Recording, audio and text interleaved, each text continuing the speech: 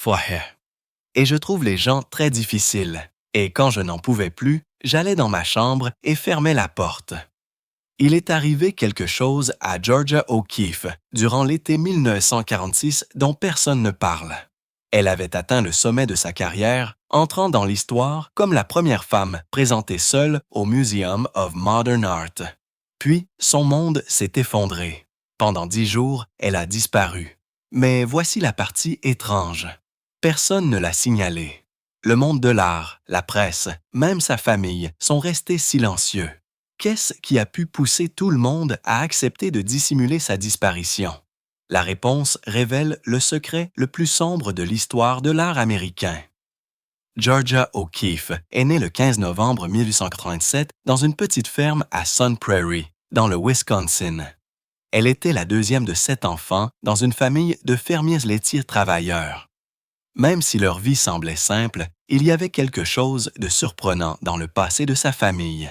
Son grand-père, George Victor Tato, avait été un comte hongrois avant de déménager en Amérique en 1848.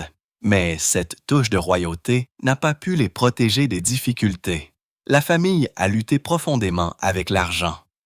Son père, Francis, a échoué dans plusieurs tentatives commerciales et à l'adolescence de Georgia, leur vie à la ferme s'était transformée en une lutte douloureuse pour la survie. Ils avaient autrefois bien vécu, mais maintenant, ils étaient confrontés à la pauvreté, et ce changement l'a profondément marquée. Elle a appris très tôt à ne jamais dépendre de personne d'autre, et cette idée est restée avec elle pour le reste de sa vie. La terre vaste et silencieuse autour de Sun Prairie est devenue le monde de George. La prairie était solitaire, vaste et remplie d'un silence infini. Mais elle y a trouvé quelque chose de magique. Alors que d'autres se sentaient peut-être piégés, elle regardait de près les détails que la plupart des gens ignoraient. La forme des fleurs sauvages, la courbe des eaux secs, la façon dont le vent se déplaçait dans l'herbe. Ces choses silencieuses lui parlaient. Elle ne se contentait pas de voir la nature. Elle voyait des motifs, des dessins et des formes cachées. Sa mère, Ida, était distante et élégante, même dans leur environnement rude. Et Georgia a grandi avec ce même air calme et fier. Fr. Ce mélange d'isolement et de beauté a planté les premières graines de l'artiste qu'elle allait devenir. En 1902, le dernier effondrement commercial de son père a forcé la famille à quitter le Wisconsin. Ils ont déménagé à Williamsburg, en Virginie, où il a essayé de fabriquer des blocs de béton pour construire des maisons. Mais l'idée a de nouveau échoué. La perte financière a été écrasante et les gens autour d'eux ont vu la famille O'Keeffe, autrefois respectée, s'effondrer. La mère de George était maintenant malade de tuberculose et passait la plupart de son temps au lit. La douleur de voir sa famille s'effondrer. Le sentiment d'impuissance et la honte ont façonné Georgia en une personne qui voulait avoir le contrôle de sa propre vie. Elle ne voulait dépendre de personne, ni pour l'amour, ni pour l'argent, ni pour le succès. Quand elle avait seulement 10 ans, Georgia a commencé à apprendre la peinture à l'aquarelle auprès d'une artiste locale nommée Sarah Mann. Ses sœurs Ida et Anita ont également participé au cours. Mann utilisait des livres d'art qui apprenaient aux élèves à copier des formes simples et à essayer progressivement des travaux plus difficiles. Georgia suivait les cours, mais au fond d'elle, elle ne voulait pas copier les autres. Même à cet âge, elle ne voulait pas peindre comme tout le monde. Elle voulait créer quelque chose de nouveau, quelque chose de personnel. Une de ses premières aquarelles, montrant de petites fleurs de cerisier, portait déjà le regard rapproché et concentré, qui la rendrait célèbre plus tard. Son professeur voulait qu'elle reste à l'intérieur des lignes, mais Georgia avait déjà commencé à les dépasser. En 1905, Georgia a déménagé à Chicago et a rejoint l'école de l'Art Institute. Elle vivait avec son oncle et ses tantes pour économiser de l'argent. Son professeur, John Vanderpool, est devenu l'un des rares instructeurs qu'elle ait jamais vraiment respecté. Elle a travaillé dur, s'est hissée au sommet de sa classe et a même étudié l'anatomie en disséquant des crânes afin de pouvoir les peindre avec plus de précision. Mais juste un an plus tard, en 1906, quelque chose d'horrible est arrivé. Georgia a attrapé la fièvre typhoïde. La maladie était si grave qu'elle lui a pris toutes ses forces et a même fait tomber ses cheveux. Elle a dû quitter l'école et retourner à la maison.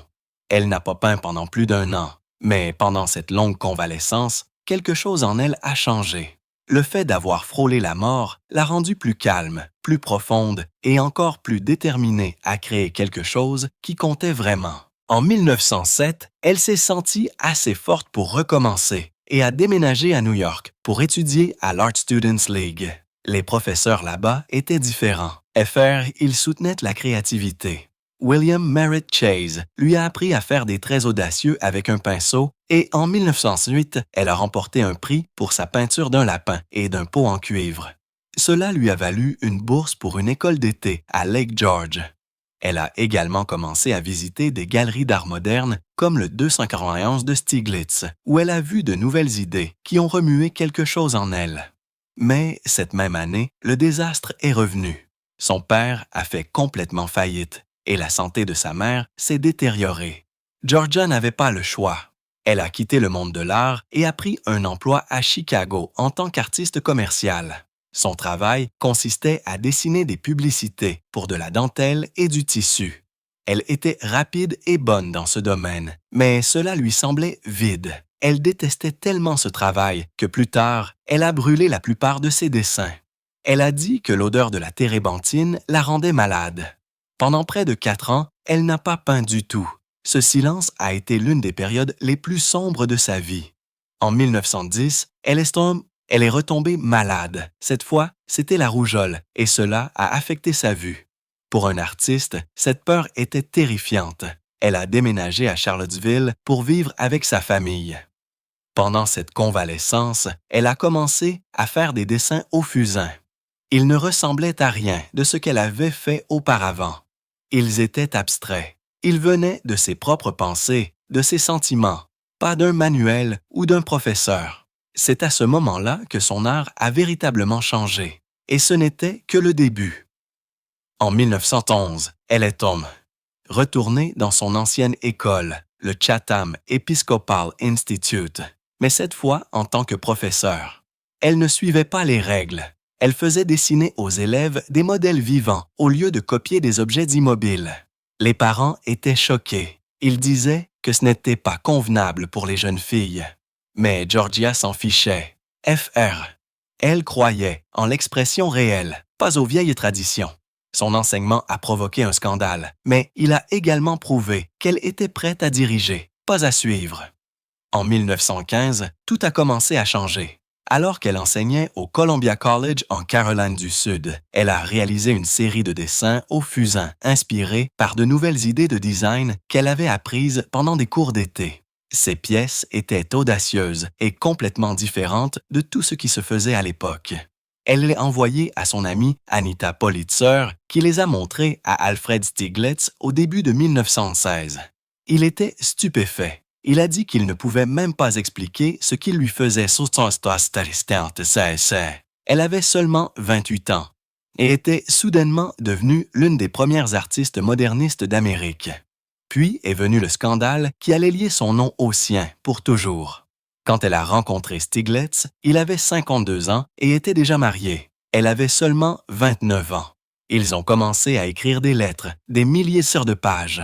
Leurs mots étaient pleins de désirs et de secrets. En 1918, Georgia a quitté son emploi d'enseignante au Texas et a déménagé à New York.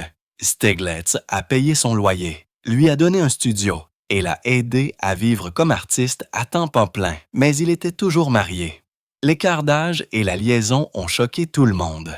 Entre 1916 et 1918, alors qu'elle était au Texas, Georgia a créé 51 peintures à l'aquarelle inspirées par Paladuro Canyon. Les rouges profonds et les formes audacieuses rappelaient à beaucoup de gens des formes féminines. Les critiques ont dit qu'elles étaient érotiques. Le canyon faisait 800 pieds de profondeur et s'étendait sur des kilomètres, et elle a capturé sa puissance brute d'une manière que personne d'autre n'avait faite auparavant. L'une de ses peintures, le numéro spécial 21, a été volé dans un musée en 2003 et n'a jamais été retrouvé. En 1918, les choses ont empiré. Georgia a attrapé la grippe espagnole, qui a infecté des millions de personnes dans le monde entier. Son corps était douloureux. Elle était faible.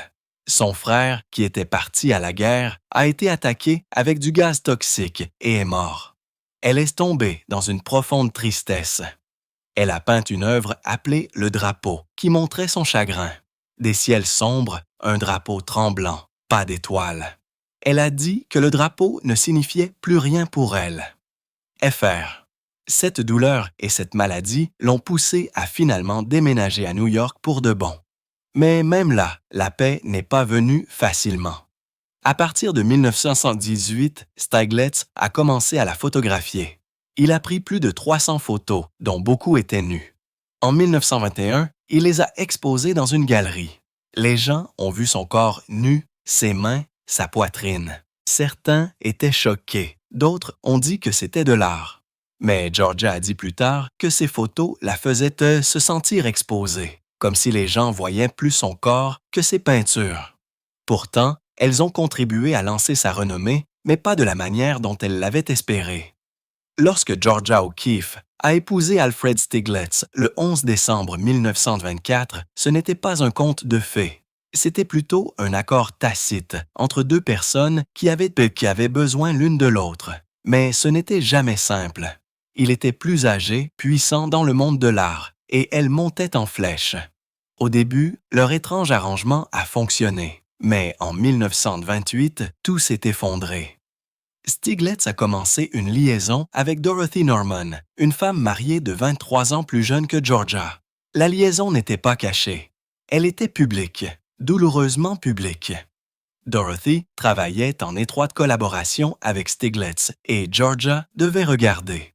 Au même moment, Georgia a perdu un énorme projet, une murale pour le Radio City Music Hall. Cette perte et l'humiliation constante ont brisé quelque chose en elle. En 1933, elle a fait une dépression nerveuse complète et s'est fait interner dans un hôpital. Elle y est restée pendant 2 mois. Pendant cette période, elle n'a pas pu peindre du tout. Mais avant cet effondrement, quelque chose d'incroyable s'était produit. Le 29 janvier 1923, son exposition personnelle à New York a choqué le monde de l'art. Une centaine de ses peintures ont été exposées. Le jour de l'ouverture, 500 personnes sont venues. Elle n'était plus une simple artiste. Fr. Elle était une sensation, mais les critiques étaient étranges. Les critiques ne parlaient pas de ses couleurs ou de sa technique. Ils parlaient du fait qu'elle était une femme. Tout était transformé en quelque chose de sexuel. Certains affirmaient même que ses peintures étaient pleines de symboles cachés. Pourtant, en 1928, elle a fait quelque chose qu'aucun artiste américain vivant n'avait jamais fait. Elle a vendu 6 peintures de Calla Lily pour 25 000 $. C'était une fortune à l'époque, valant environ 400 000 $ aujourd'hui. Certains croyaient que Stieglitz avait organisé la vente par le biais d'acheteurs anonymes pour augmenter sa valeur. Mais que ce soit vrai ou non, le résultat était réel. Georgia avait maintenant de l'argent, du pouvoir et de la liberté. Elle n'avait plus à dépendre de personne. À peu près à la même époque, les critiques ont commencé à murmurer autre chose.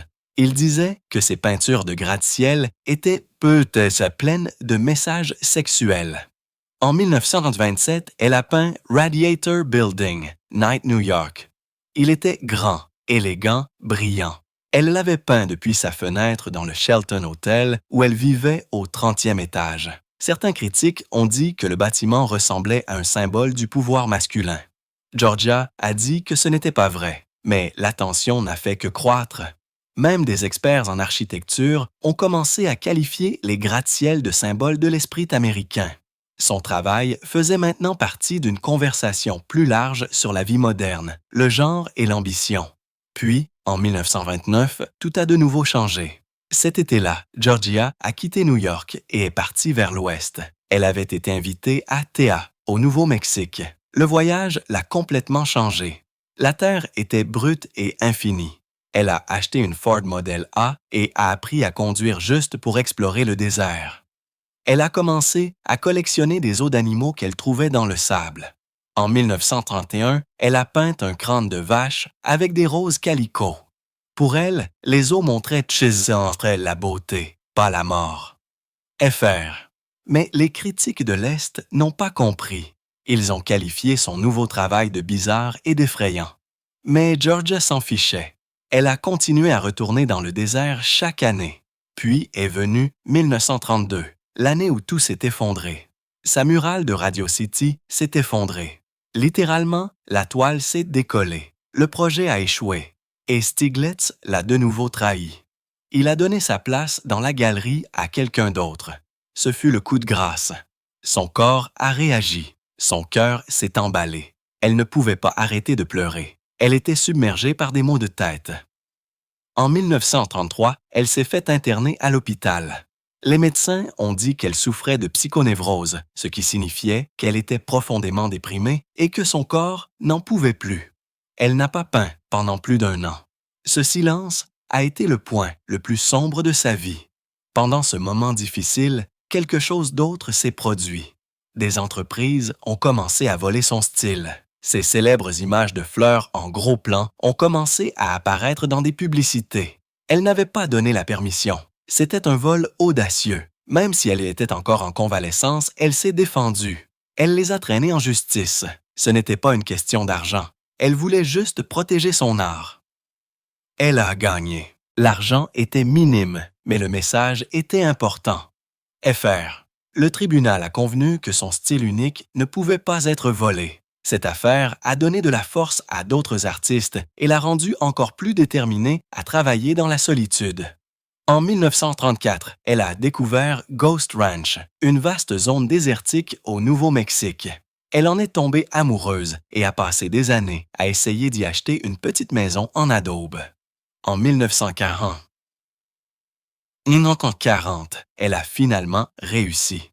La maison était simple et calme, parfaite pour elle. Elle a ajouté une grande fenêtre pour pouvoir toujours voir le désert. À proximité se trouvait une étrange zone de collines noires qu'elle appelait le lieu noir. Cela ressemblait à des vagues de pierre, presque comme des éléphants de loin.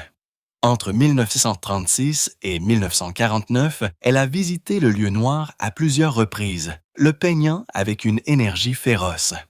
En seulement 2 ans, 1944 et 1945, elle a réalisé 6 grandes toiles, un pastel et 9 croquis. Ce fut l'une des périodes les plus créatives de sa vie. En 1940, elle avait déjà peint plus de 200 paysages du Nouveau-Mexique, mais une montagne est devenue sa préférée. Elle était plate sur le dessus et se dressait seule. Son nom était Cerro Hedernal. Elle l'appelait sa montagne privée. Elle a dit un jour: « Dieu m'a dit que si je la peignais assez, je pourrais la voir. » Au fil du temps, les habitants ont même commencé à l'appeler la montagne d'O'Keeffe. Elle l'a peinte encore et encore, la plaçant souvent derrière des eaux ou des fleurs. Mais elle avait des secrets. Elle ne voulait pas que quiconque copie ses techniques. Elle peignait en privé. Pas de visiteurs, pas de distraction. Si une peinture ne réussissait pas, elle la brûlait. Elle ne voulait pas que quiconque voie ses erreurs. Après l'incident de plagiat en 1933, elle avait appris à protéger son travail avec tout ce qu'elle avait. En 1945, Georgia O'Keeffe était terrifiée. Les lettres qu'elle avait écrites pendant plus de 30 ans à l'homme qu'elle aimait, Alfred Stiglitz, ont failli être rendues publiques. Ce n'étaient pas de simples mots doux. Elles étaient brutes, passionnées et profondément personnelles. Certaines lignes étaient si intimes que le simple fait de les lire pouvait changer la façon dont le monde la voyait. Elle avait écrit des choses comme « Mon corps est tout simplement fou de désir pour toi ». Ce genre de langage, surtout de la part d'une femme dans sa position, aurait pu détruire tout ce pour quoi elle avait travaillé. Fr. Elle avait toujours été jugée différemment. Les critiques avaient déjà transformé son art en quelque chose de sexuel. Maintenant, ces mots allaient aussi être utilisés contre elle. Elle savait que les artistes masculins n'avaient pas à faire face à ce genre d'examen minutieux. Leur vie privée était laissée de côté, mais elle n'avait pas la même protection. Ce qui a rendu les choses pires, c'est qu'Alfred avait aussi écrit des choses. Il l'avait photographié nu à maintes reprises. Ses lettres montraient à quel point il était obsédé. Mais personne n'a menacé de publier ses mots, seulement les siens. Alors, elle a fait quelque chose de déchirant. Elle a brûlé des centaines de lettres. Elle voulait garder un certain contrôle sur sa vie, même si cela signifiait perdre des morceaux de son histoire pour toujours. C'était la seule façon dont elle se sentait capable de se protéger. L'année suivante, en mai 1946, quelque chose d'énorme s'est produit. Georgia est devenue la première femme de l'histoire à avoir une exposition personnelle au Museum of Modern Art de New York. 100 de ses œuvres ont été exposées. Cela aurait dû être la meilleure période de sa vie. Mais seulement 2 mois après l'ouverture de l'exposition, la tragédie a frappé. Alfred est mort subitement d'un accident vasculaire cérébral le 13 juillet 1946. Elle était dévastée. Elle a à peine parlé à la presse. Elle n'a même pas pu se résoudre à promouvoir l'exposition. De plus, 3 de ses peintures ont été volées à l'exposition. Elles n'ont jamais été retrouvées. C'était censé être une célébration de tout ce qu'elle avait accompli. Au lieu de cela, elle avait l'impression que son monde s'était effondré. En 1950, Georgia a tout laissé derrière elle et a déménagé définitivement à Ayú, au Nouveau-Mexique. Elle voulait la paix, mais même là, elle s'est poussée plus fort que jamais. En 1965, elle a créé une peinture si grande qu'elle s'étendait sur 24 pieds de large. Elle l'a appelée Sky Above Clouds 4. Elle y a travaillé tous les jours, commençant à 6 heures du matin et peignant tard dans la soirée. À faire le garage qu'elle utilisait n'était même pas chauffé et elle avait toujours peur qu'un serpent à sonnette ne rampe sous la toile pendant qu'elle travaillait, mais elle ne s'est pas arrêtée. Cette peinture se vendrait plus tard à des prix records. Les gens ont commencé à l'appeler l'une des artistes américaines vivantes les plus précieuses. Mais avec le succès sont venus de nouveaux problèmes. Dans les années 1980, de fausses peintures de Georgia O'Keeffe ont commencé à apparaître dans les galeries. Certaines ont été vendues pour des centaines de milliers de dollars avant que les experts ne réalisent qu'il s'agissait de faux. Le problème est devenu si grave que Georgia a dû intervenir personnellement. Elle a regardé les peintures elles-mêmes et a dit aux gens lesquelles étaient réelles. Certains collectionneurs se sont mis en colère. Ils avaient dépensé une fortune en faux. Des poursuites ont suivi. Son nom a été traîné devant les tribunaux. Même si elle n'avait rien à voir avec les faux, son héritage s'est retrouvé mêlé à tout ce gâchis. L'une des choses les plus étranges s'est produite en 1949. Georgia, maintenant âgée de 72 ans, voyageait à travers l'Europe, mais elle ne transportait pas de vêtements de luxe ou de matériel d'art dans ses bagages. Au lieu de cela, elle a emballé des os, de vrais os, des crânes de vache, des os de cheval, même des crânes de mouton. Elle a dit à tout le monde que c'était ses matériaux d'art essentiels. Lorsque les douaniers français ont scanné sa valise à l'aéroport Charles de Gaulle, ils ont pensé avoir trouvé des restes humains. Ils l'ont arrêtée immédiatement. Georgia s'est mise en colère. Elle leur a crié dessus en français approximatif et s'est agrippée à l'un des crânes comme s'il s'agissait d'un bébé. Les journalistes ont pris des photos d'elle, se faisant escorter dans l'aéroport, toujours agrippée à ses os. Les gens ont dit plus tard qu'elle arrangeait ses os dans ses chambres d'hôtel et leur parlait comme s'ils étaient vivants. Cela a choqué tout le monde. Puis est venu 1977. Georgia avait 90 ans. Le président Gerald Ford lui a décerné la médaille présidentielle de la liberté, la plus haute distinction civile en Amérique. Tout le monde la voyait comme cette femme forte et intrépide qui avait vécu sa vie selon ses propres conditions. Mais lors d'un moment privé à la Maison-Blanche, elle a dit quelque chose que personne n'attendait. Fr. Elle a dit à un journaliste qu'elle avait un grand regret. Elle n'était jamais devenue mère. Elle a dit qu'Alfred l'avait obligée à choisir. Il ne voulait pas d'enfant. Il lui a dit qu'il ruinerait son art et leur relation. Alors, elle a choisi l'art. Mais debout là, tenant cette médaille, elle a dit doucement « J'ai fait le mauvais choix ». Elle a révélé quelque chose d'encore plus douloureux. Elle avait en fait été enceinte 3 fois dans les années 1920 et 1930, mais à chaque fois, elle a perdu le bébé. Alfred ne l'a pas réconfortée et lui a dit que les fausses couches étaient des bénédictions. Elle a dit que ces mots la hantaient. Parfois, elle rêvait des enfants qu'elle n'avait jamais eus. Elle a avoué qu'elle avait secrètement collectionné des jouets toute sa vie et les cachait dans sa maison. Personne ne le savait. Tout le monde avait cru qu'elle ne voulait pas d'enfants. Mais la vérité était très différente. Quand Alfred Stieglitz a eu un accident vasculaire cérébral en juillet 1946, Georgia O'Keeffe s'est envolée du Nouveau-Mexique à New York tout de suite. Elle est restée à ses côtés jusqu'à sa mort le 13 juillet à l'âge de 82 ans. Mais ce qui s'est passé ensuite a choqué tout le monde. Georgia a pris la décision de le faire incinérer, ce à quoi sa famille ne s'attendait pas. Cela allait à l'encontre de leurs traditions et a provoqué de profondes tensions. Et juste avant qu'il ne décède, Georgia a demandé à Dorothy Norman, la femme qui avait été la maîtresse de Stieglitz pendant des années, de quitter la chambre d'hôpital. Ce moment était puissant. Il a mis fin à un chapitre long et douloureux qui hantait Georgia depuis les années 1920. Même si son mariage avec Stieglitz était devenu froid, elle n'allait laisser personne d'autre contrôler la façon dont il se terminait. Après sa mort, elle s'est retrouvée ensevelie sous la paperasse. De 1946 à 1949, elle a travaillé sans relâche pour gérer l'énorme succession de Stieglitz. Elle contenait plus de 4000 œuvres d'art et des milliers de lettres. Elle en a fait don à de grands musées, comme le Met. Mais ce n'était pas facile. Sa famille et d'autres ont riposté, remettant en question ses choix et l'accusant de favoriser certaines œuvres. Fr. Les documents étaient si détaillés et accablants qu'elle avait besoin d'aide juste pour les organiser. Pendant ces années, elle est restée à New York plus qu'elle ne le souhaitait. Sa propre peinture a dû attendre pendant qu'elle protégeait l'héritage de Stieglitz. En 1949, la pression a fini par la rattraper. Elle s'est tombée très malade, bien qu'elle n'en ait jamais beaucoup parlé.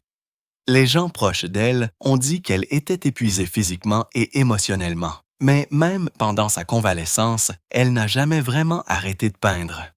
Elle a travaillé sur des pièces plus petites depuis son lit, refusant d'abandonner complètement son art. Cette même année, elle a décidé de quitter New York pour de bon et a fait du Nouveau-Mexique sa résidence permanente. C'était un tournant majeur. Elle quittait le monde qui l'avait rendue célèbre et entrait dans le désert qui avait toujours attiré son esprit. Cette même année, elle a fait quelque chose que presque personne n'attendait. Elle a détruit de nombreuses photos intimes que Stieglitz avait prises d'elle, en particulier les portraits nus. Ces photos avaient autrefois contribué à la rendre célèbre. Elles montraient la passion profonde entre eux et étaient louées pour leur beauté.